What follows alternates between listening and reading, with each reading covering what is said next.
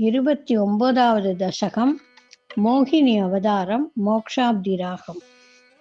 उद्गच्छतस्तव करात् अमृतं हरत्सु दैत्येषु तान् आचरणान् अनुनीय देवान् सत्यस्तिरोदित देवभवत्प्रभावात् उद्यत् स्वयूज्य कलहातिथि च बभूवुः।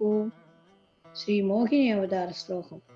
श्यामां रोचाभि वयसाभि धनुं ददानीं प्राप्तोऽसि तुङ्गकुचमण्डलपङ्कुरां त्वां पीयूषकुम्भकलकं परिमुच्य सर्वे तृष्णाकुला प्रतिययुः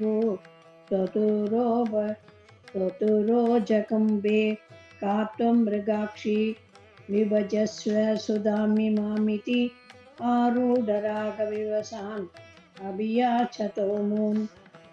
विश्वस्य ते मयि कथं उलटास्मि दैत्याः इत्यालभन्नपि सुविश्वसितान् अतानीः मोदात् सुता कलसम्येषु ततत्सु सा त्वं दुश्चेष्टितं मम सहत्वम् इति ब्रुवाणा भङ्क्ति प्रभेदविवेशित देवदैत्याः लीलाविलासकतिभिः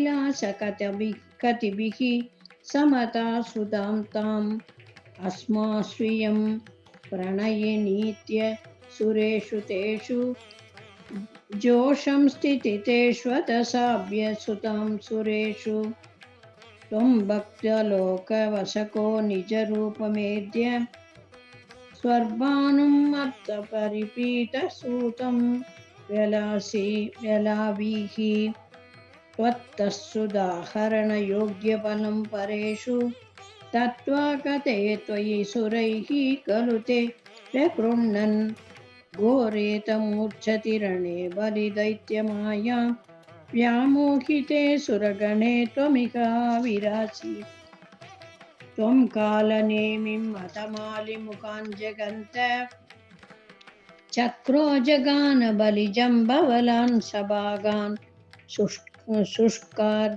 शुष्कार्त्र दुष्करवते नमोचौ चलूने बेनेन नारद किरान्यरुणोरणं त्वं योषावपुर्तनुज मोहनम् आहितं ते श्रुत्वा विलोकनकुतूहलवान् महेशः भूतैः समं गिरिजया च कथं पतं ते स्तुत्वा ब्रवीत् अभिमतं त्वमधोऽन्दिरोधाः आरामसीमनि च कन्दुककातलीला लोलायमाननयनं कमनीं मनोज्ञां त्वामेष वीक्ष्य विलक वसनां मनोभूः वेगादनङ्गरीभूरङ्ग समालिङ्गः। श्रीहरये नमः।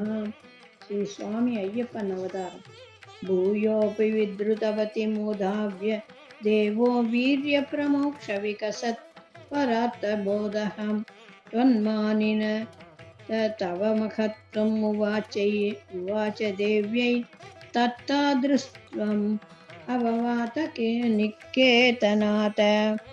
स्वामिये शरणमय्यप्पा। सर्वत्र गोविन्दनाम संकीर्तनं गोविन्द गोविन्द।